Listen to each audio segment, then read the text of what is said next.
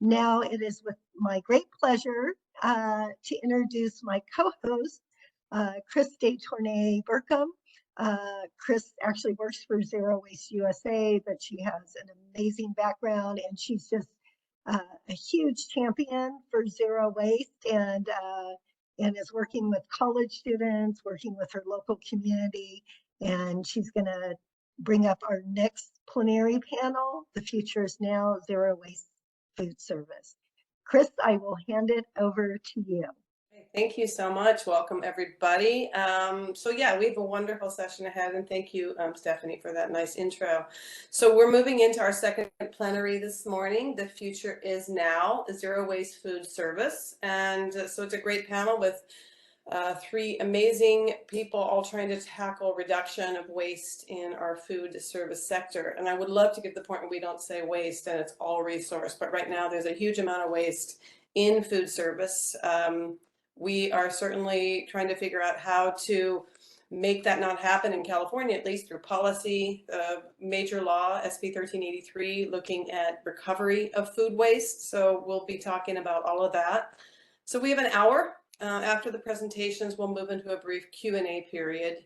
Feel free to put questions in the chat. We're going to work to answer what we can in the chat and do the best we can to address others verbally in the Q&A if we have time. So I'm Chris DeTournay. Yes, I work with Zero Waste USA and one of the main organizers of the conference, along with Stephanie and True and the U.S. Green Building Council.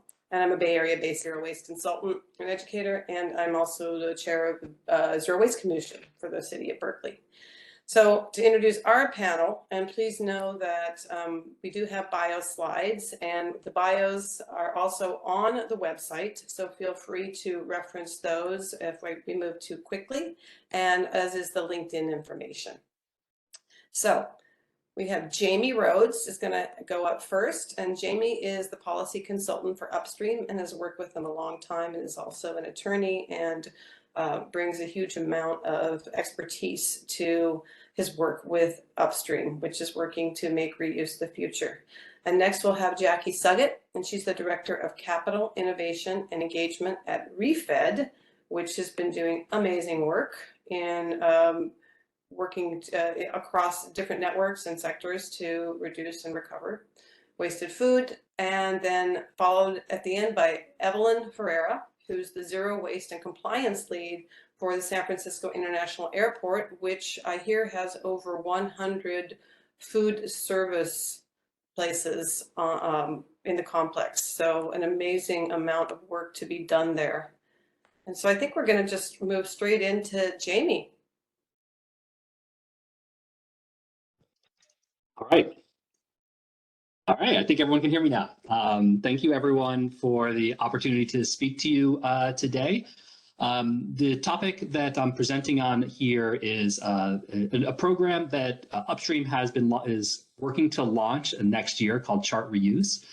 So today I'm going to go a little bit through that, what we're up to, what we're trying to accomplish with it, and then just a little bit of a snapshot into the program itself. So if we go to next slide here. So just a little bit reminder of who Upstream is. I imagine that many of you here have intersected with our organization before, but we're a national nonprofit organization whose entire focus right now is to make throwaway go away. So there's three key areas that we work to engage in. One is the business innovation side of it, which Chart Reuse is part of that effort. We also seek to do the social impact work of communicating about reuse, refill, as well as zero waste efforts, and making it the cultural norm. That many of our policies have to be based off of what our society's culture is, and we want to make sure that reuse and refill are part of that cultural narrative. And there's also the policy change effort, is that as we continue to move forward, we need to make sure that policy floor comes up right behind us and that we don't see backtracking on good efforts, and that good successful pilots get really incorporated into policies that support that across the board. So go to the next slide. So for those of you that aren't familiar, you can check out our website, upstreamsolutions.org. Excuse me. If you want to see more of the full suite of programs and efforts that we're currently undertaking, I did want to give a little bit of a snapshot of some of the resources that we do have available on our website. So we facilitate the Reuse Coalition Leadership Network, which is organizations and reuse coalitions across the country to get to come together to workshop concepts, build out policy tools, and to continue the dialogue about how we work together to build reuse and refill. We also have a business directory to demonstrate how many different reuse refill businesses across the country are already in operations. We've got a policy tracker that seeks to try to capture as much of the reuse refill policy as it's being implemented. We do further policy development work, and then we also have our Indisposable podcast that you can subscribe to, and we regularly host live streams where we're able to dive deeper into these topics. So if you go to the next slide. So within the business innovation side of our organization, this is what we're trying to accomplish. We want to accelerate the shift to a reusable items and more circular economy. Food service industry is a big source of the litter, and this is why it's an area where we've really focused on. And we want to have comprehensive solutions. It's not just a one-shot flash in the pan, maybe this will work here, but to have insight about what's happening across the country and across the world, and to bring best practices and learning to the organizations that are on the ground doing this work in their local communities. And in the end, it's about the benefits to both the environment from better management of our resources, if I dare to say, reducing our waste, but it also showed that reuse and refill as a business policy is actually good for their bottom line. It's good for their marketing to consumers, and it's also good for reducing costs. So we go to the next slide. So the real focus of the chart reuse is to deliver on this vision. We want to see that all restaurants are serving us on real plates, cutlery, cups. That's the vision. And in order to reach that long-term vision, we need to start working backwards. What's not in place? What's missing? What, if it were there, would make all the difference in the world for us to achieve this vision? So go to the next slide. And this is where we came up with chart reuse. So chart reuse it's designed to be a piece of software that's going to hopefully help, that's intended to help move food service industry from the current position where it's at now to a future that involves reuse and refill. So it's about data, tracking and analyzing data. It's about using that data to help make decisions on the ground and to share information across the board. Have an analytics portal, measure what the impact of the decisions that we make are, provide coaching, have those that have knowledge of this and be able to share that information. Develop new metrics for sustainability and to expand both what we're tracking and how we're measuring our successes in our work. And then it's all about communication, that as we make decisions about transitioning from throwaway to reuse, we want to communicate what we're doing both to other businesses, but also directly to customers to say this is what's happening.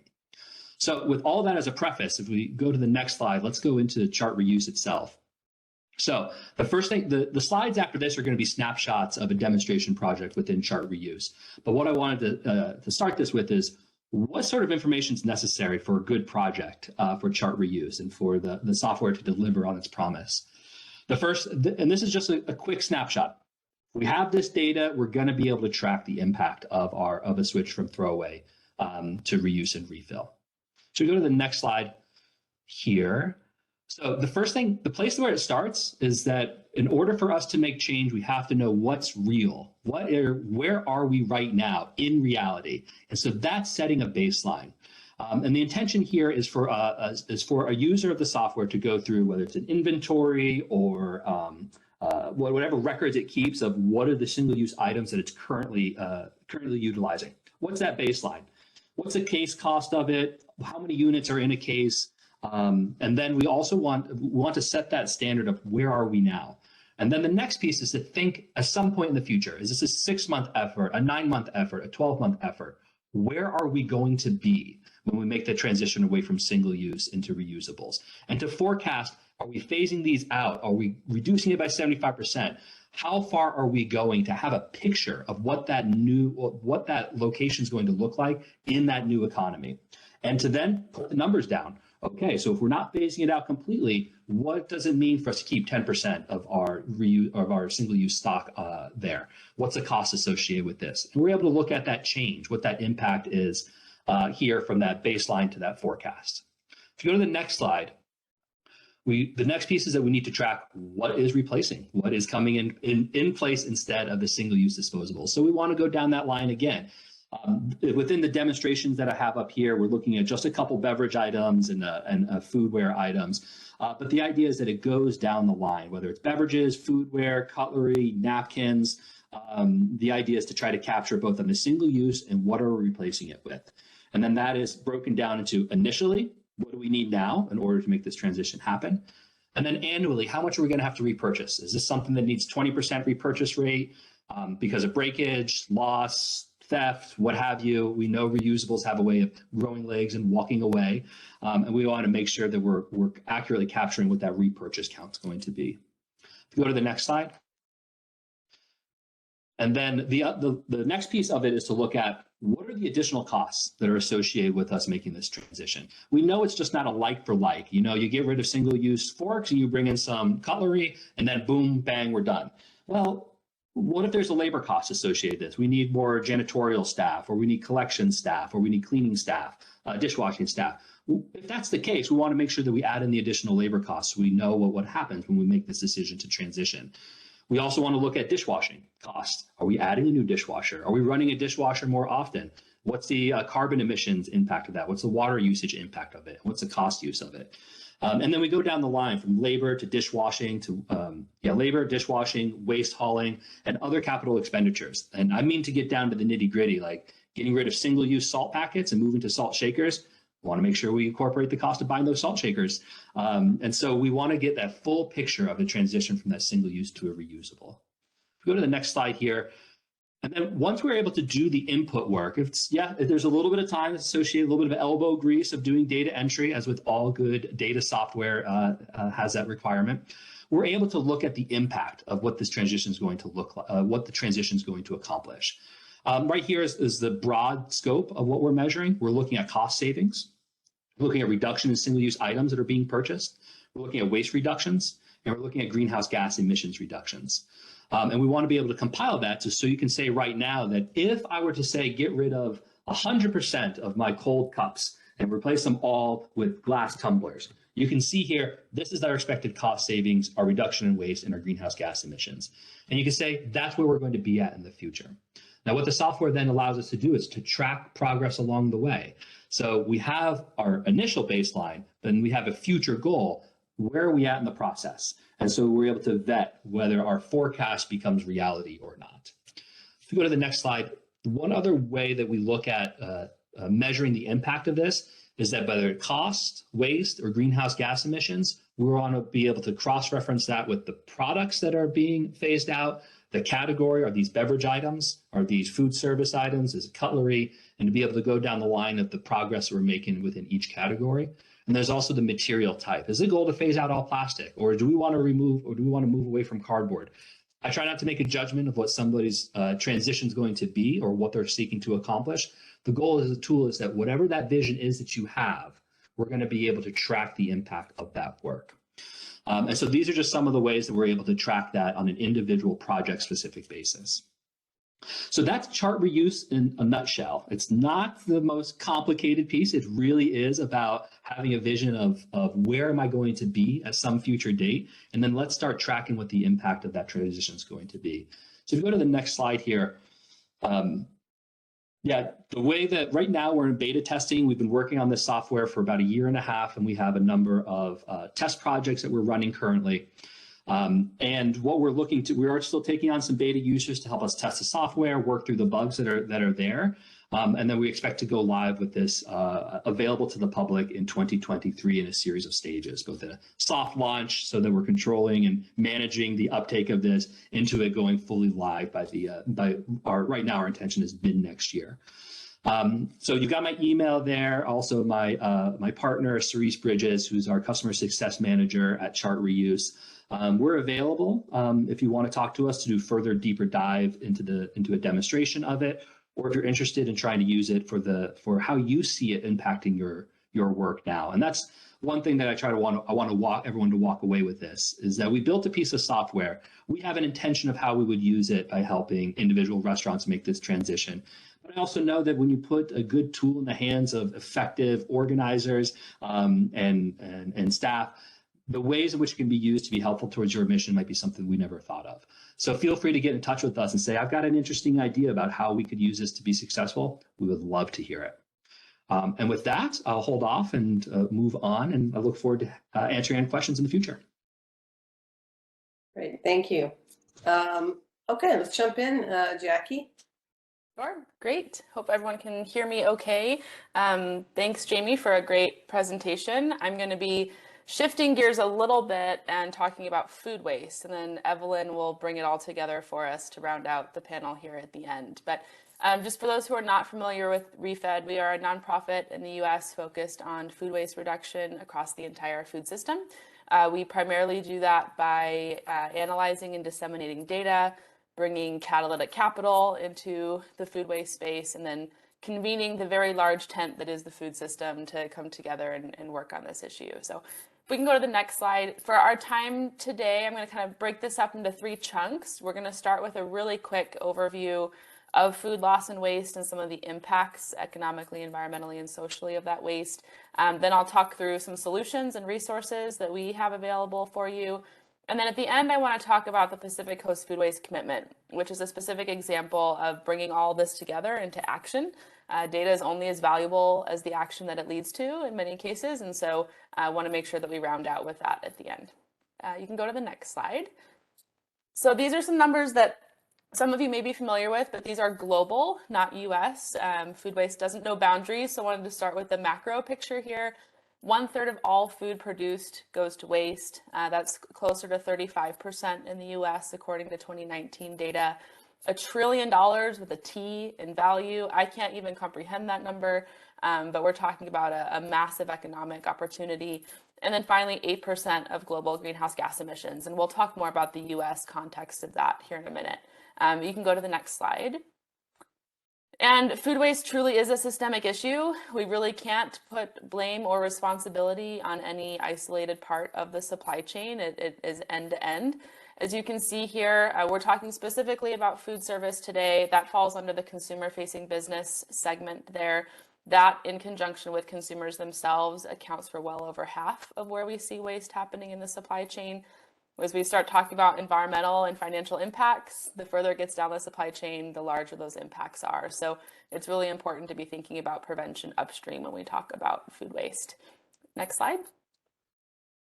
So I wanted to kind of double click into food service specifically. I realize these are not very large font, but this is screenshots from our online tool. So this is something you can go in and toggle around and play with and interact with and adjust as you want. But this is looking at food waste in food service.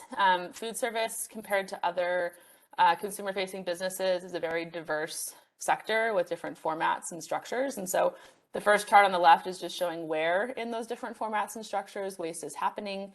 The charts on the right look at both the cause of that waste and then the destination of that waste. It is worth noting that a lot of it is going to destinations that are lower on the valorization chart. There's a hierarchy of where we want to see this food waste go, and those destinations are at the bottom. And so wanting to see that move further up.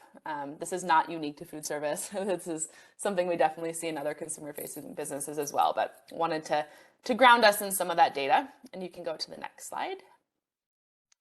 Let's talk about some impacts. So we'll start with the economic impacts. You saw that 1 trillion number globally. In the US, we're talking about 408 billion for all surplus food. That's all food that goes uneaten or unsold.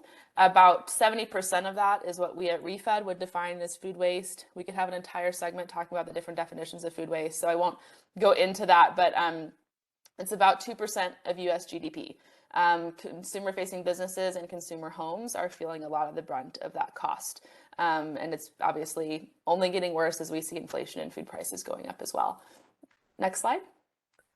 Then if we look at the environmental impacts of food waste in the US specific, and I just want to point out, this is just for food that is wasted. This is not all food production. So we're looking at 4% of our US greenhouse gas emissions. This is where the conversation with methane becomes really important, and just the intersections between food production and methane. 14% of freshwater use, 18% of cropland use. This is where biodiversity enters the conversation as well as being related to food waste. And then finally, a quarter of our landfill inputs. It's the #1 material going into our landfills according to the EPA. And again, we could talk a lot about methane on the landfill side too. So next slide. Last on the impacts is public health, hunger and food security. My background is actually in public health. This is how I came to food waste as a topic, was learning that we have anywhere from 1 in 8 to 1 in 10 Americans being food insecure, and then also wasting 35% of our food, and just the reality that we live in where both of those can exist. So it's certainly not a one-to-one match, one meal saved, one meal served. It's a lot of complicated underlying factors, but I think it does highlight just some of the inefficiencies in our food system and in our supply chains if both of those realities can exist. So next slide. This is not meant to be a doom and gloom presentation, so I will transition now hopefully to the happier portion, which is what do we do about this? So some of the solutions that we have and some of the resources that are available in order to facilitate the reduction of food loss and waste. So you can go to the next slide. Almost 2 years ago now, ReFed published the Roadmap to 2030 and the Insights Engine.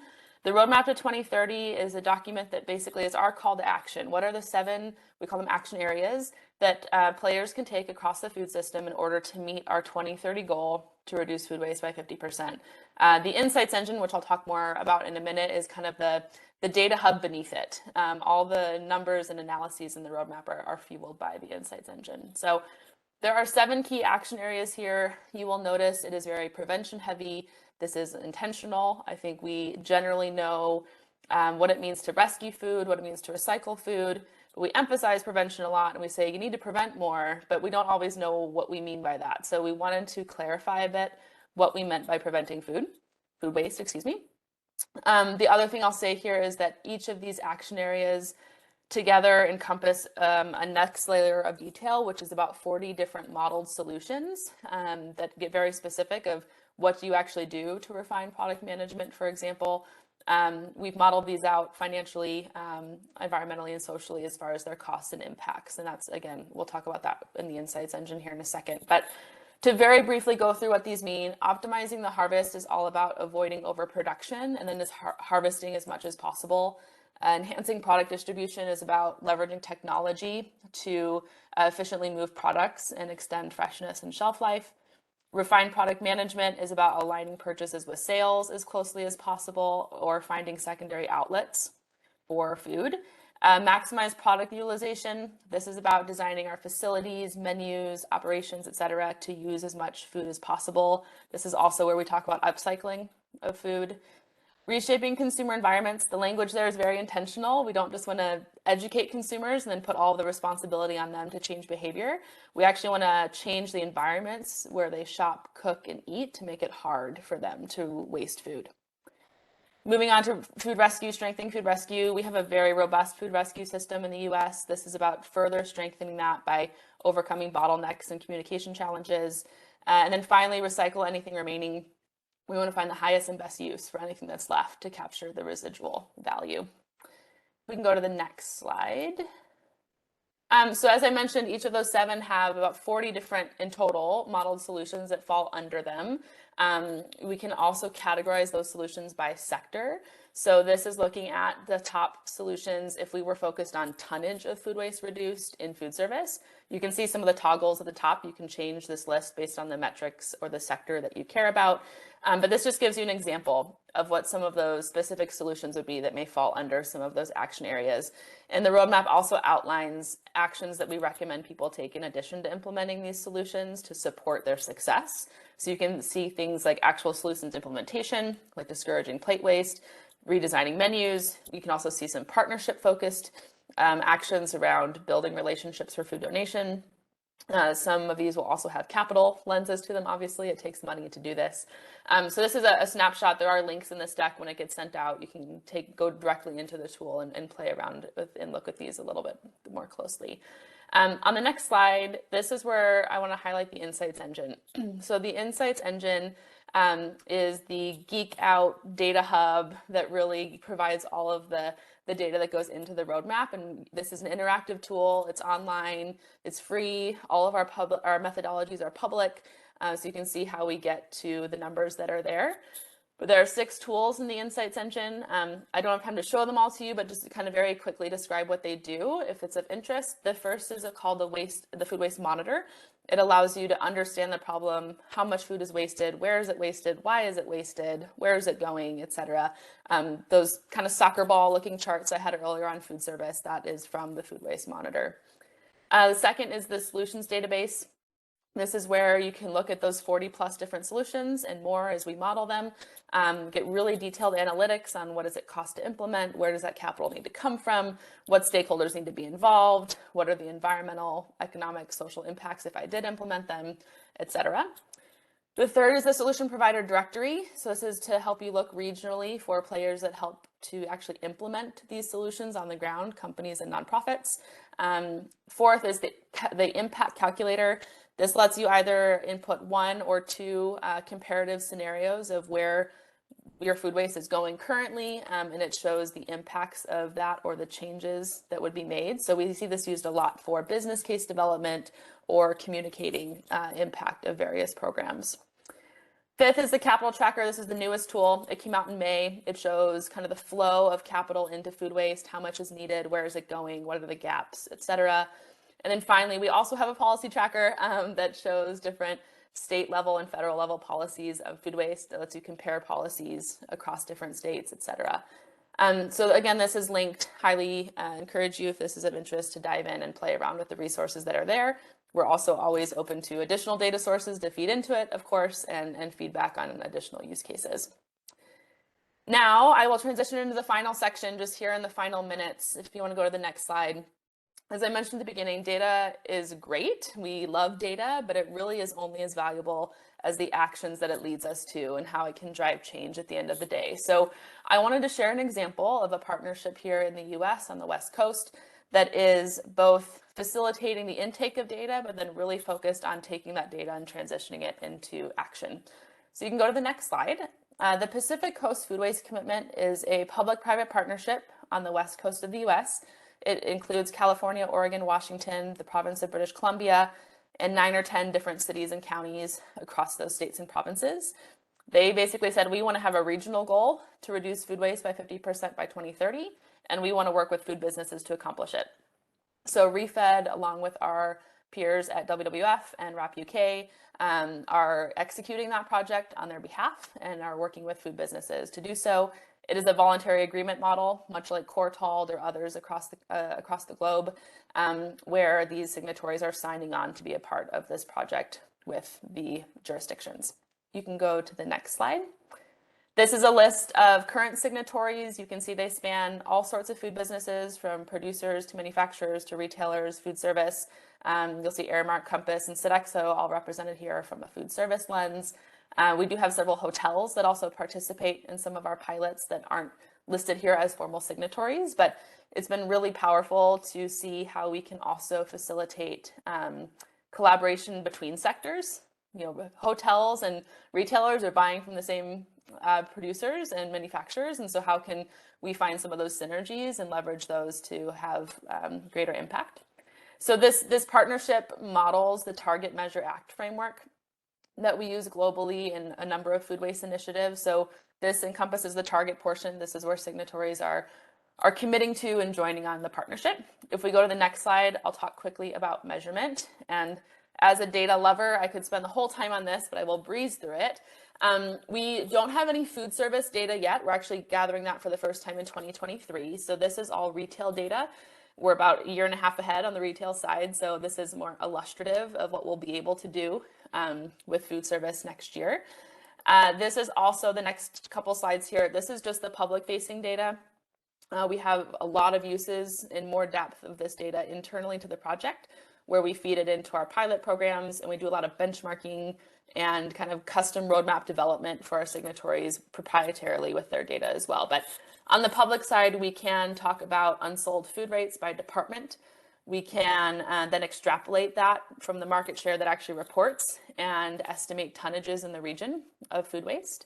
If we go to the next slide, we can also look at destinations of that food waste and have kind of waste rates, recycling rates, etc. There's a very large bucket here called unknown. I'm sure that is stirring some questions. For the sake of time, I won't go into it now, but more than happy to address it in the Q&A. But that is actually a very intentional part of our methodology. And then the last piece of data that we share, on the next slide, are the impacts.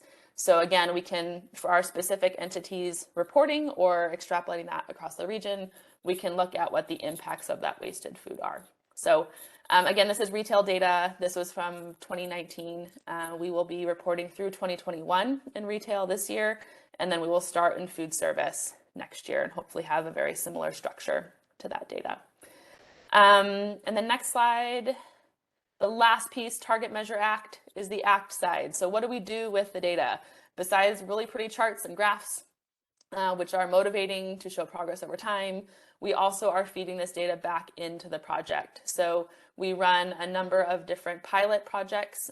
We have 9 actively running this year with our signatories, anything from employee engagement programs to AI technology for ordering, et cetera. So they really do kind of run the gambit of different levels of technology and complexity.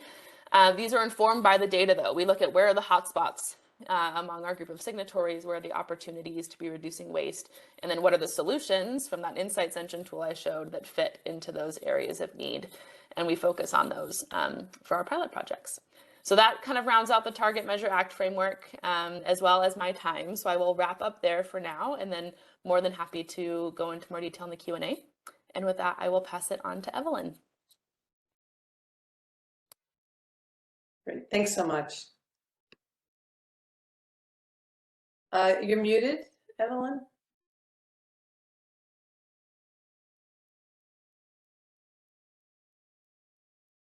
Yeah, we're not able to hear you, Evelyn. I don't know if we can unmute you. There you. Yeah. There we go. All right. All right. Wonderful. Great.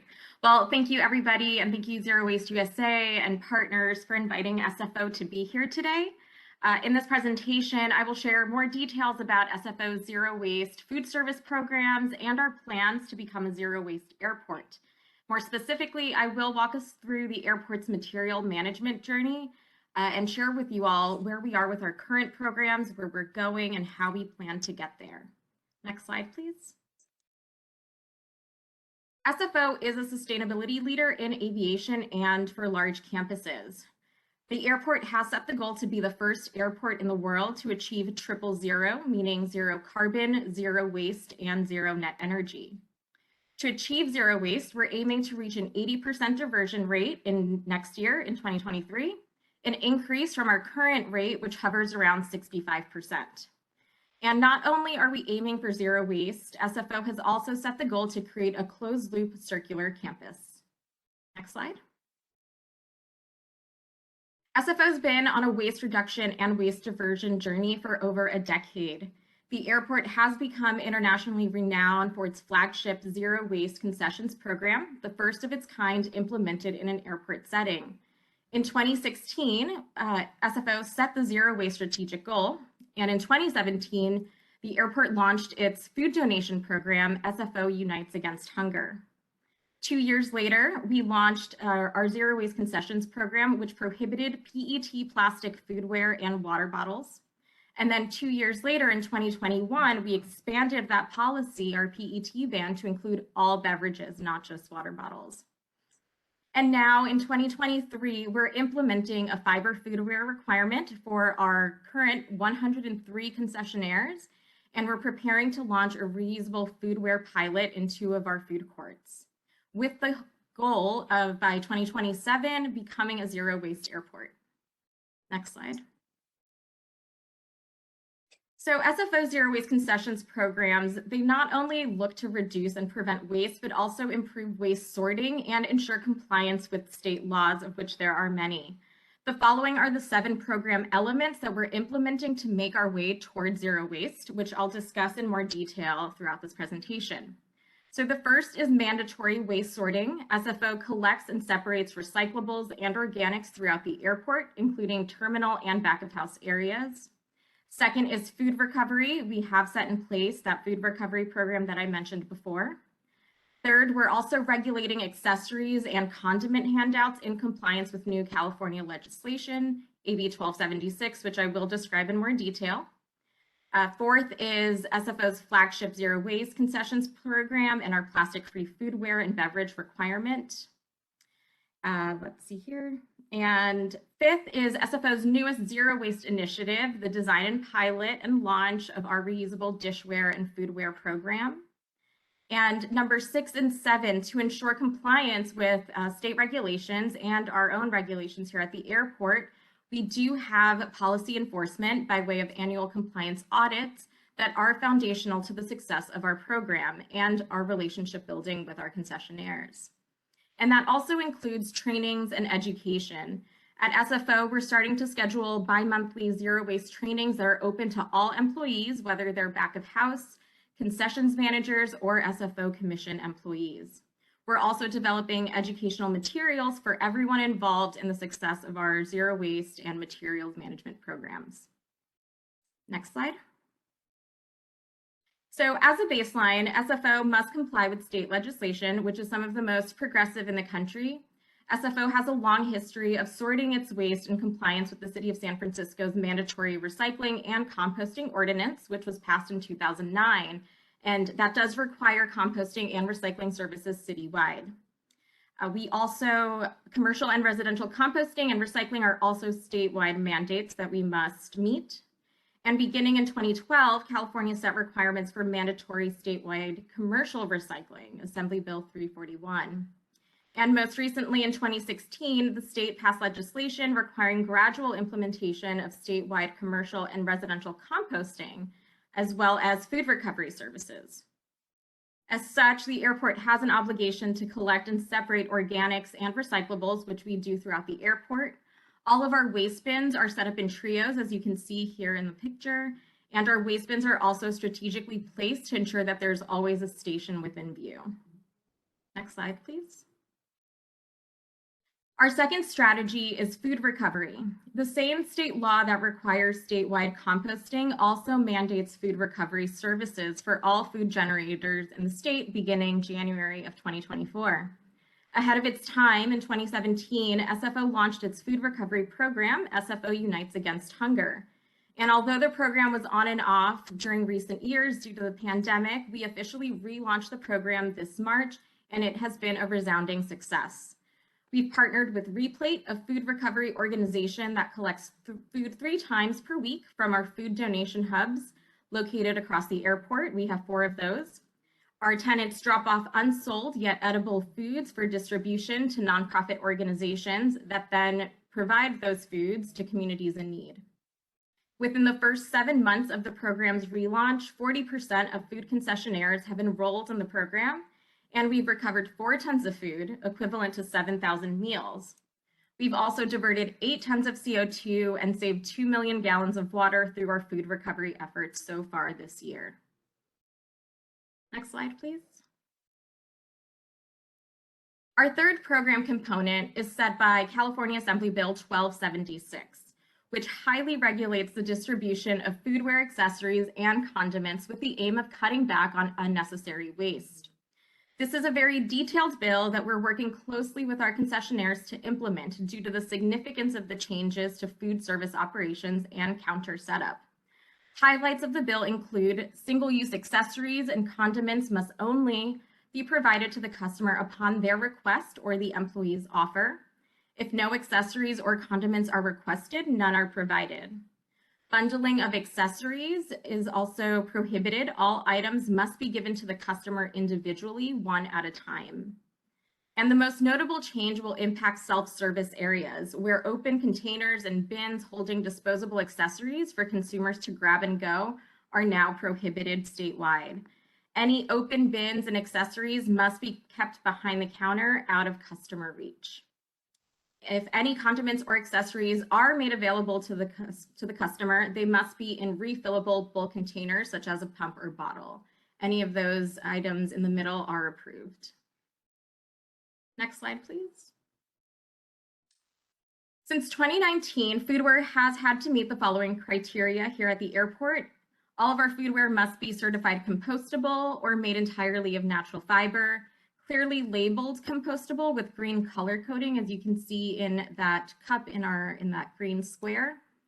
All of our foodware also has to be fluorinated chemical free, which is also now state law. Although these requirements have worked very well for us for the last 3.5 years, and our concessionaires have implemented the requirements with an 83% compliance rate, like many jurisdictions across the country and here in California too, we found PLA, compostable bioplastics, to be problematic to our waste streams and very difficult for customers to sort. So to address that concern, in 2023, SFO will require fiber-based food packaging for food and beverages prepared on site. Implementing fiber-based packaging will be taken in phases, and more study and discussion is required to come to a longer-term solution for prepackaged grab-and-go foods, which are currently packaged in bioplastic. We're confident that requiring fiber-based foodware and accessories is the right next step to help reduce the use of PLA plastics in our terminals. And our advice to businesses and facilities looking to implement a plastic-free policy is this: skip compostable plastics if you can and opt for fiber-based products instead. Next slide, please. Implementing fiber foodware alone will not address another major concern that we and our waste hauler have, which is waste stream contamination. To address contamination of recycling and compost waste streams, it's important that we eliminate contaminants and any problematic materials, as you can see here on this slide. Problematic contaminants include plastic wrap, cellophane bags, soiled aluminum foil, plastic condiment packets, jam packets, butter packets, plastic ramekins, tape, twist ties, adhesives, and plastic produce stickers and labels, all the little things. And the substitutes that we recommend include freeing your fruit using butcher paper, all natural sandwich bags, paper-based condiment packets, which are typically used for sugar or spices, bulk condiments, fiber-based or reusable ramekins, twine, paper-based tape, and compostable stickers if absolutely necessary. Please note that we're just starting to evaluate these contamination reducing measures internally, and we make these as a recommendation, given that all natural and zero waste alternatives are readily available on the market. And we're hopeful that in prohibiting common contaminants, the quality of the airport's outgoing materials will improve and help us meet new state sorting requirements. Next slide, please. So it's no secret that the greatest opportunity to reach zero waste lies in waste reduction, and that reusables are the best way to make less waste. The airport is currently developing a reusable dishware program that will be piloted in 2 food court areas in 2023. We will build out the program's required infrastructure this upcoming year to pilot the program's logistics and operations over a period of 3 months, where we'll collect quantitative and qualitative data and partner with upstream to use chart reuse for data collection and analysis. The plan is to expand the program throughout the international terminals and continue launching reusables in a new terminal every 6 to 12 months as logistics allow. If we can keep to that cadence, we do project having reusables available airport-wide by 2027. Next slide, please. So how exactly do we go about preparing and planning for reusables? There's some key questions that any reusables program needs to identify, followed by a thorough assessment of infrastructure capacity, needs, demand, and desired impact. So I'll quickly run through these. The first is staffing. Who's going to run the service? Will it be the airport or your facility or a third party? Second, are participating concessionaires. Who is participating in this program? What are their current sales? And what items do they sell as well? Third is funding mechanism. How will the program be funded? Fourth, dishwashing infrastructure. Are there dishwashers on site? If so, where, of what capacity, and with what kind of utility hookups? Those are very important questions to ask early on. Fifth, choosing your reusable dishware and your reusable to-go foodware, 5 and 6. Next is our foodware bin collection system. So what is the best way to collect said dishes and containers? Those are all things to think about. And lastly, second to last, software for smart bins and or inventory tracking. a big question that we have been asking ourselves since the beginning is, what's the role of technology in a reuse system? How can we design a system that benefits from technology but doesn't necessarily depend on it to function? When we view these programs through an equity and accessibility lens, we see benefits to more analog systems that are definitely worth exploring. And lastly, signage and communications. As with any program requiring participation and behavior change, how will everyone easily understand how the system works and how to use it? Next slide, please. When designing a reusables program, we must observe and understand the user and how they're engaging with the dining area and the establishments. Does your facility provide ample tables and seating? Are establishments more grab and go? How far does a customer need to walk from the counter to their table and then to the nearest collection bin? There will be different solutions for different spaces, and it's important to recognize that at least in an airport or any transient setting, there will continue to be a need for disposables until systems are more robust, large scale, and ideally interconnected. Next slide, please. So SFO's large-scale vision for a zero-waste terminal goes beyond reusable dishware and foodware. To get us to that minimum 90% waste diversion rate, we will need to implement multiple strategies. These will likely include seeking zero-waste and low-waste retailers to set up shops at the airport. These could be retailers that provide prioritize zero-waste operations and products such as bulk snacks, grocery items, and bath and body products. SFO can also work more closely with food and beverage concessionaires to transform back-of-house operations to be as low waste as possible, prioritizing refillable, reusable, and bulk back-of-house inventory. This could include reaching out to suppliers, requesting changes to shipment packaging, and eliminating single-use packaging for produce or local deliveries. The options are really endless. Next slide, please. Given that our programs are large in scale and involve many stakeholders, challenges of all types are to be expected. As a sustainability team, we found that in large part, our job is to do the research, understand the needs of all of our stakeholders, and collaborate with them on solutions. So one of our big challenges are public partnerships to address safety and public health. We will need to establish partnerships with TSA for compliance reasons, especially if we have any food court areas that are pre-security. We also have to address any public health concerns that may arise over time with the use of reusables. We also need to promote equal opportunity as a public organization. We have to uphold our competitive public processes and ensure equal opportunity for new vendors and service providers. And for our tenants, we have to gain their support. To do so, we need to make sure that tenant revenue remains consistent as we implement these programs.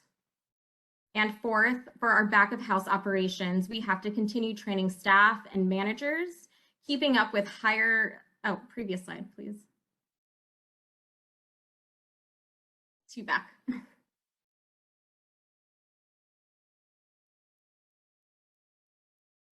thank you. Yeah, so for back of house operations, we do need to train our staff and managers and keep up with high service sector turnover rates.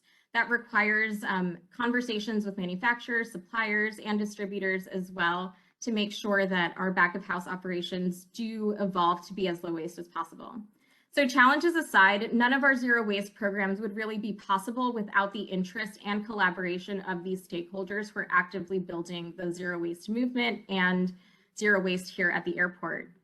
Our stakeholders include airport leadership, the City of San Francisco, their Department of the Environment, California policymakers, our neighboring jurisdictions, including San Mateo County, and other jurisdictions that are already implementing similar policies, and our airport tenants and other prospective industry partners. Next slide. So I hope that everyone feels inspired and empowered to embrace zero waste at your facility, whether it's large or small. The recommendations made today are scalable, meaning if SFO with 57 million and an expected 75 million annual passengers, and we currently have 46,000 employees, if we can work our way towards zero waste, we really believe that you can too. If you'd like to follow SFO Zero Waste work, please bookmark our website and follow SFO on social media.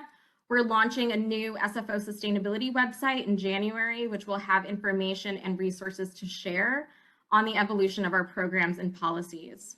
Next slide. And if you have any questions, here's my and my team's contact information. Thank you very much. Thank you, Evelyn. Thank you, everyone. I've been putting in links to each organization in the chat. You can go back and look if you didn't capture them, but I think I got all of them.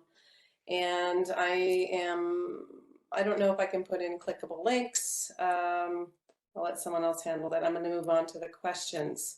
So let's see, we have a variety and we have about 10 minutes or so. Let's see. So Jamie, there's a question about what were your experiences like with the first test users when you were developing chart reuse? What was that process like? Yeah, so as I said before, we're in the beta phase. So right now we're working with a number of like large institutional dining settings and folks that manage those facilities. And one of the things that with some of the information that we're learning thus far is that there's a pretty clear break-even point with folks that are making a transition, for restaurants that are making a transition. If there's new staffing involved, it makes it hard for there to be cost savings. So part of the navigation of this with our clients that we work with and we seek to coach in this process is to identify how to do this without adding on new staff. Especially if cost savings is a clear goal for them, that the transition from reusables, from single-use disposables to reusables can only offset so much of a cost, and a whole staff person is unlikely to have that type of cost savings in there. So that's one of the big things that we've seen. The other part is that folks are often overestimating how much reusables they need. That it's the mindset of you need less stuff in comparison when you use a throwaway system, that you need lots more stuff. It's hard to like ratchet down the expectations of you don't need to maintain that large of an inventory. Your inventory gets to refresh itself and regenerate itself. So we don't need as much on hand at all times. And so we've seen like repurchase forecasts to be significantly high, or initial investments need to be really high in order to offset the amount of stuff that they are phasing out. When in reality, it's really important to right size purchasing in order to get what you need, but not a whole lot of extra inventory and stock that takes up space and never is not necessarily going to be used. So this is it's an interesting piece that we're just seeing as some users are doing this first effort on it, of looking at, wow, the staffing piece is a real interesting question that needs lots of people to look at, like multiple people to look at it from different angles. And the other piece is to make sure we right size our purchasing. Great, thank you so much. Let's see, I'm fielding a couple different things in here. I'm completely struck about the potential for collaboration and all of this. It came up through all the presentations. So we know that we need everybody involved in this to make it happen. I wanted to ask you, Jackie, two things. The second's are going to be, you're going to get to dive into that unknown destinations, but there's a question about, curious if you've modeled how feasible it is for those 7 policies to go to scale. Yeah, the 7 action areas, I'm assuming, is what that's referring to. Mm-hmm. So, yes, and more to happen there, I think. So we came up with those 7 as being the ones that are required to get to the 50% reduction by 2030 goal. The ability to scale honestly needs to happen at the next level when we get to solutions, because it will vary drastically by solution under those 7 action areas. So at the solution level, yes, we are working on getting better data now on current implementation rates by food businesses, for example, of different solutions. What we do model out, on the capital side, for example, is how much capital is needed. Are we anywhere close to having that amount of capital accessible, et cetera? So we could probably roll that up to the 7 key action areas to have like an overall kind of scalability metric, but I think that would be much more powerful at the solutions level. And then you said the unsold or the unknown destination. Mm-hmm. Okay, so the very quick version of this is that we measure food waste in 2 different ways when we work with food businesses.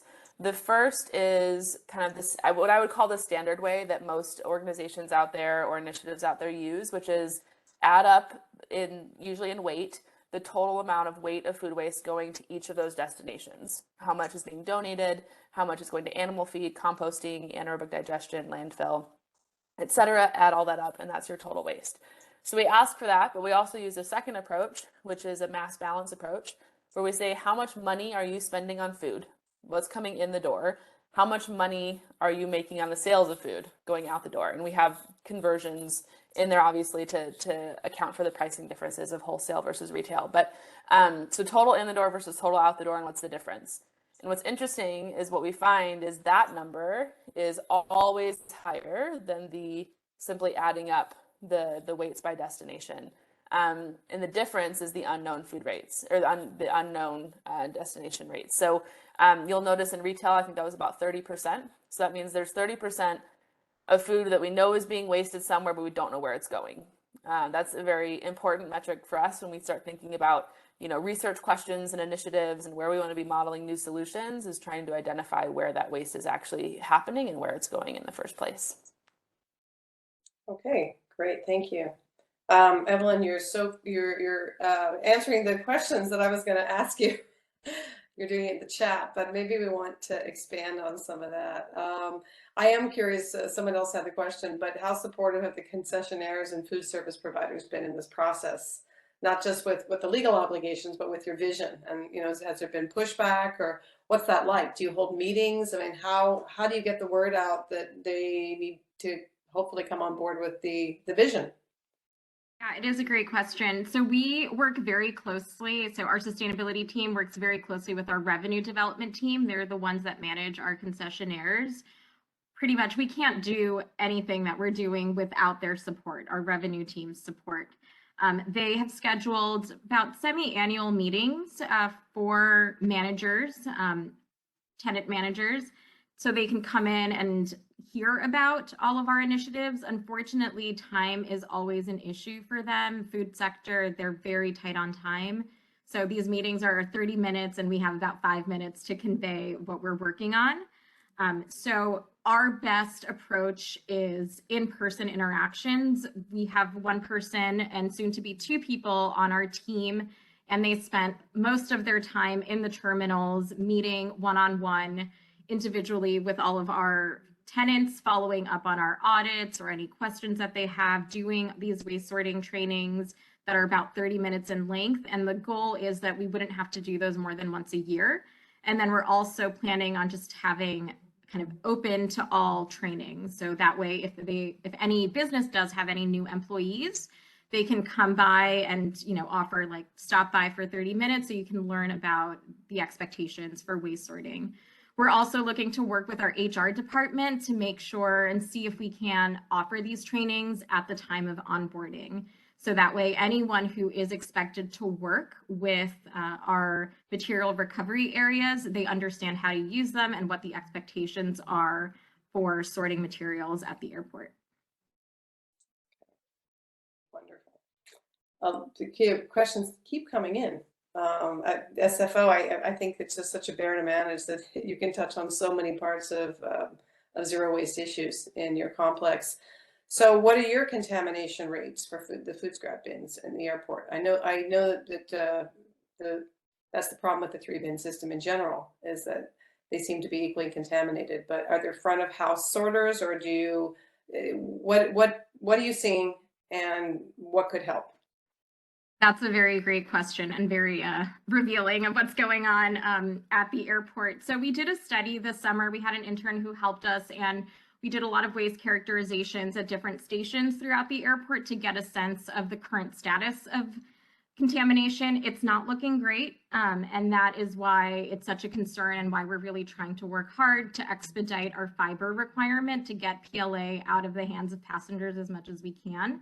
Our rates varied anywhere between 46% contamination all the way up to, I think, 70%-ish was one of the highest ones that we found. And that was very concerning to us, because sometimes we would look at our waste bags and we couldn't distinguish what they were supposed to be, whether they were compost or recycling. So there is a concern there, and we are very optimistic that once we remove PLA, which was the most common contaminant, and those, I'll call them micro contaminants, those small and hard to identify items that end up in compost very frequently. Once we remove those, I'm hopeful that that will really address our contamination rates, at least our front of house ones. Okay, great. All right. We are going to wind this down. I want to say thank you to our panelists. It was a lively, incredibly informative discussion. I would love to see all these presentations and pour over them again because I love the data. And I love, Jackie, that you said, you know, that the data is only as good as the actions it will lead to. That's really powerful. So if there's any last words from you, any speaker, I'm going to close it up and hand it over to Stephanie because we're going to be moving into concurrent sessions, a break and then concurrent sessions. So I want to walk you through that. All good? Okay. Great. Thank you so much, Chris and Evelyn and Jacqueline and Jamie.